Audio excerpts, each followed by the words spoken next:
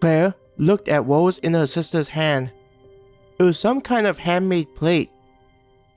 How did you make that? It's surprising to hear that coming from someone that crafts weapons. Candace teased her little sister. We just gathered fresh branches and weaved them into a dish. Though, to prevent the blood from leaking through the plate, moss was used on top of the branches. Checking out the meat on top of the plate, Claire realized what it was. This is the liver, right? Before she rested against a tree, Tommy had mentioned that they'd give her and Hannah some liver to eat. This one's for you. Candace gave a dish in her other hand to Hannah. Liver will help you recover. By the time you finish sleeping for the night, your wound should have recovered enough to not bother you as much. Thanks, Candace, Hannah said as she took the plate being offered. Claire also took the plate. Thanks, sis. Nodding her head at the two of them, Candace went to where everyone else was located. The red light showing the movements of everyone as they prepared the meat that'd be eaten. Though they were cutting up the meat and skinning the animal, there wasn't a fire. I guess we're not going to be cooking our meat on this job? Claire thought to herself. With the plate in her hand, the idea of eating the meat without having cooked it was a strange concept. Grabbing the liver, she raised it to her mouth while making sure the plate was below the dripping meat. Taking the first bite, Claire chewed the meat and experienced a rush of flavor, in addition to the energy contained inside of it.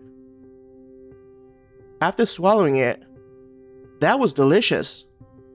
Claire quickly took another bite. Hannah grunted in agreement, not even stopping to say anything, too busy with enjoying the meal. Though the amount of energy inside the meat was higher than she was used to, it wasn't to the degree that made her feel uncomfortable. Instead, Claire's body felt as though it was desperately taking in the mysterious force contained inside the bloody meat. It wasn't long until she was licking her fingers. I could honestly use another one. Claire sighed in contentment. Me too. My body feels a lot better, even after consuming that amount, Hannah cheerfully said, her voice sounding stronger than it had before.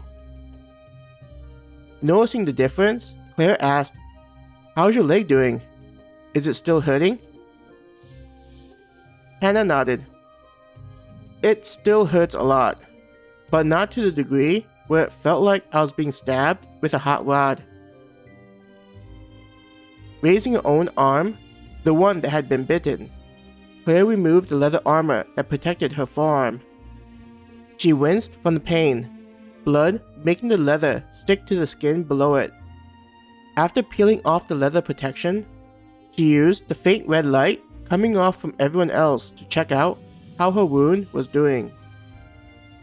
What surprised her the most was how the blood had stopped flowing, though there were still holes where the teeth had dug deeply into her arm. Groggily, as though the meat she'd eaten earlier was making her sleepy, Hannah asked, How is it? Doing a lot better, surprisingly, Claire commented. There was silence from Hannah, making Claire think her friend had drifted off to sleep. I think that's why they had us eat the meat raw. Hannah ended the silence and alerting Claire that she hadn't gone to sleep. I'm guessing that the cooking process would have killed a lot of the beneficial nutrients, or even decreased the amount of energy contained inside? Hannah guessed. Clenching her teeth, Claire slowly raised her fist on the arm that was injured.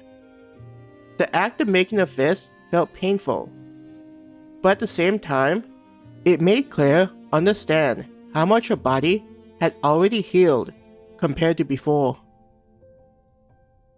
I really guess that the energy around us and inside the monsters really does have a beneficial effect on our bodies. Claire muttered as she leaned her head back and closed her eyes.